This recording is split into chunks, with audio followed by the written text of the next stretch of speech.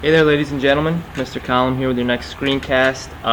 This is going to kind of finish out this chapter, looking at industrialization. We've looked at mostly the bad from industrialization, other than all of the inventions and things like that. With this one, we are going to look at how it was like to be an immigrant during the Industrial Revolution. Now, why are we looking at this? I think it's important to understand why we're looking at this. The first reason, during the 19th century, 33 million people would immigrate to the United States. Okay, so you had 33 million people come to the U.S. pretty much during the Industrial Revolution, for the most of the Industrial Revolution, primarily for jobs. The second reason, immigrants would make up the largest population of people living in the slums of the cities. These are tenement people. Okay, they made up over half of those working in major industries in the U.S. So the people we've been talking about, the people who've been mistreated, the people living in tenements, most of these people were immigrants, so it's important that we talk about immigrants. And the last reason, your family probably came to the U.S. during this time period. Most people immigrated here during this time period. There's a good chance your family came during this time period. Okay, the first part of that worksheet, I'm actually going to skip. Why did many immigrate to the U.S.? There are 4 reasons, and we're going to do an in-class activity to learn about this, and I really don't want to ruin it. So I'm going to hold off until the day we go over this. If you're watching this after we've done the activity, sure, write down the 4 reasons. But if we have not, you don't have to worry about that. Okay? So good news for you. Alright, the first thing, I ask you in your worksheet, why was it better to be a first or second class passenger rather than third class passengers on the way over to America? Number 1, the trip across the Atlantic Ocean lasted usually 1 to 2 weeks. Ships divided passengers by wealth and class. So your first and second class passengers stayed in staterooms or cabins. They actually had a room. Most people, though, were third class, and they stayed in what was known as the steerage. That's pretty much the bottom of the ship. This is where pretty much they transported slaves. When slaves came over, it's like sitting in the basement. There's no bedrooms. There's no beds. It's damp. It's usually cold. It's not pleasant. Okay, so third class passengers were put in the steerage on the way to America. And usually you had about 3,000 people on these ships, so very crowded. And most people came from different countries, spoke different languages. And the tight, pretty much airless berths were breeding grounds for diseases. Not good. Okay, not a good condition if you were a third-class passenger. And what I mean by third class is you were poor. Now, the trip across the Atlantic Ocean again, it was rough. They were crowded. They were dirty, the ships. And most were tired when they arrived. Arriving in America, okay, unlike the first and second class passengers, third-class passengers had to go through medical and legal inspections. Had to go through medical and legal inspections. The first thing, so we're looking at an immigrant's journey arriving in America. The first thing that immigrants would see, who were at least standing on the deck, so primarily third-class passengers would not see this, is they would see the Statue of Liberty. Statue of Liberty signified their arrival to America. People were cheering when they seen it. You know, they made it. Now, health officials would board ships to check for diseases.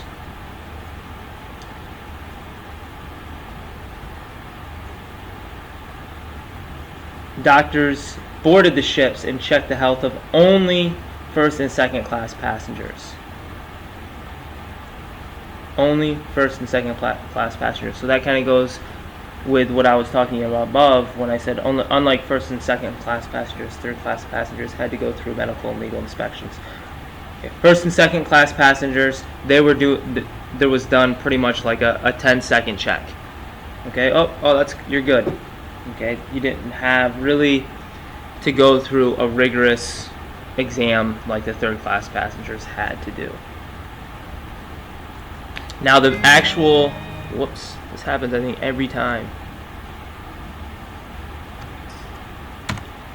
Now the actual medical exam itself, doctors would give what was known as a 6-second physical to check just for abnormalities. So they're just looking at the person and saying, is there anything wrong with them? Can I tell that they have a disease? Can I tell that anything's wrong? And this was known as the 6-second physical, or 6-second exam. And they're checking for abnormalities. And again, they're looking for illnesses, contagious diseases, and then the doctor would know, did the person limp, were they short of breath, were their eyes red, did they act disturbed, anything abnormal. If someone was considered a risk to public health, his or her clothes were marked by a piece of chalk with the identified letter. An X denoted insanity, a P denoted pulmonary lung problems, meaning they have wheezing or they're not breathing right. And then immigrants who were marked were taken out of the line and kept for further examination. Okay, so under your medical exam, if something was found to be wrong, then the doctors marked their clothing with a symbol that identified what was wrong, and they could not continue their legal inspection. So this was not good for you. If you were an immigrant and something was found wrong, not good. So that's the medical. Now we look at the legal inspection.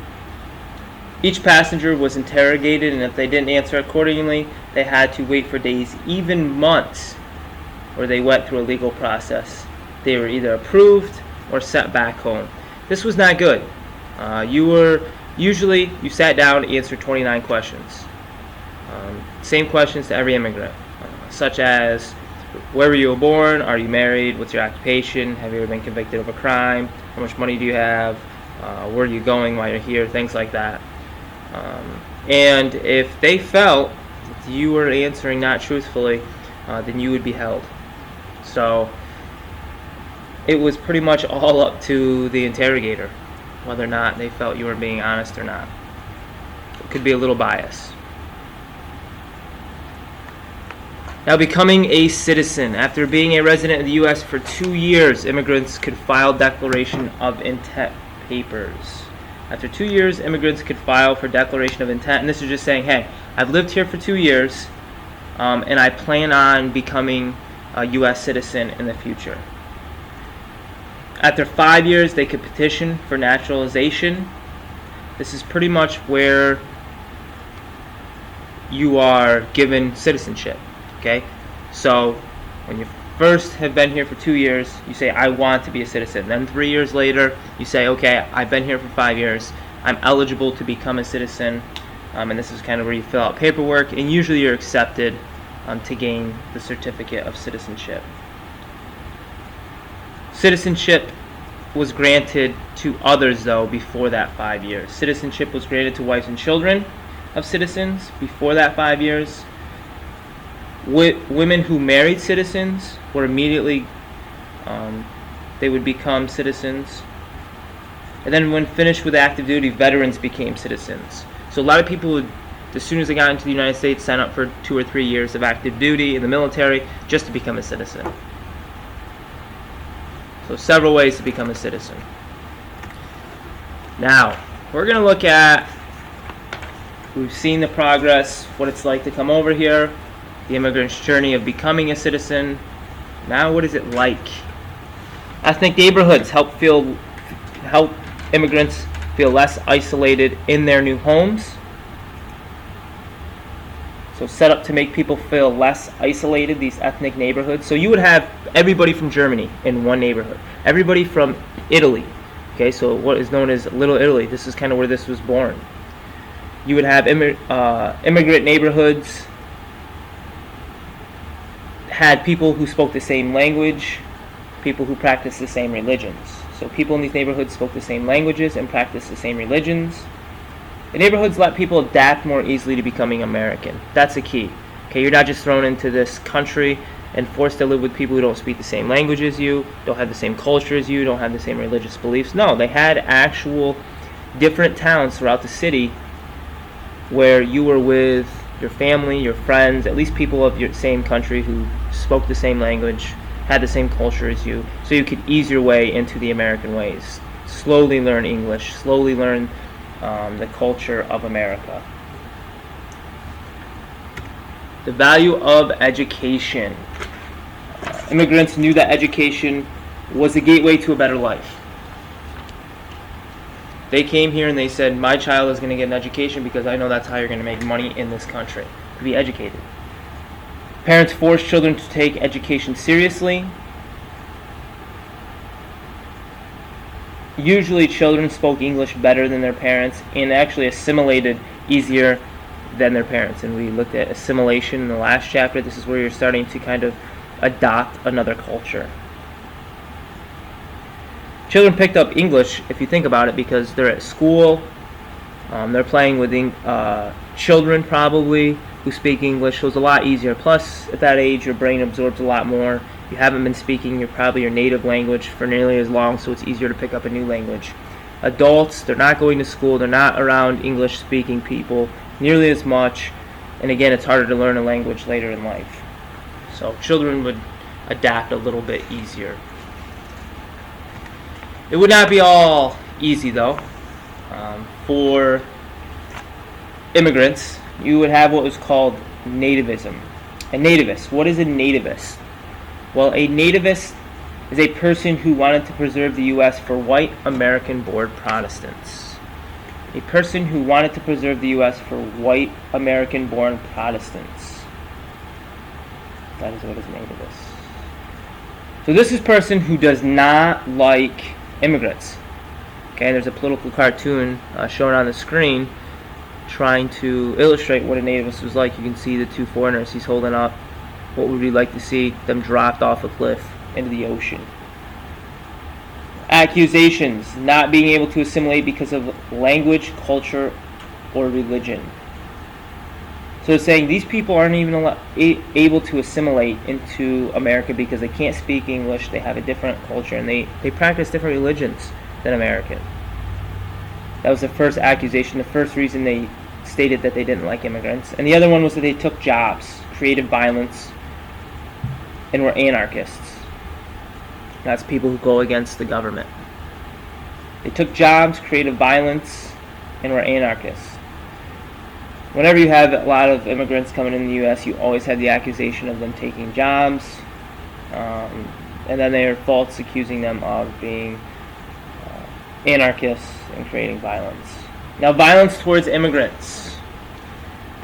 A couple examples I'm going to give you. The first is that they drove Chinese immigrants out of mining camps and cities. So when we're looking out west, if you were an immigrant, and we're not just talking about Chinese here, because I know that's what we talked about when we talked about mining. If you were an immigrant, you were drove out of cities. Okay, you're taking our jobs, get out of our camp. The next thing was the Chinese Exclusion Act, which we've already talked about. This banned Chinese immigrants from working in the U.S. completely. This was to prevent them from coming in. And the next was in 1907 a law was passed that denied any immigrant that could not read their own language. So you cannot come into the U.S. unless you can read your own language. Pretty strict law. Which this would prevent most poor people, because education in most foreign countries was restricted to the wealthy. So most of those in the steerage, those third-class citizens, they didn't get into America after 1917 because of this law. A great movie that's definitely not school appropriate, or I would show it, that represents nativism is The Gangs of New York. If you've seen that, that's all about nativists, or nativism. If you haven't seen it, I encourage you to check it out, but again, it's definitely not school appropriate. And the last thing, the good and the bad, give me a pro about being an immigrant. Why would you want to be an immigrant? What is the good thing that we saw out of being an immigrant in the United States? And then what is a con about being an immigrant? Good thing and a bad thing. And make sure you do the Google form. Hopefully I made this shorter than last year. It was about 25 minutes last year. I tried my best, tried to stick to just the facts. But again, make sure you do the Google form.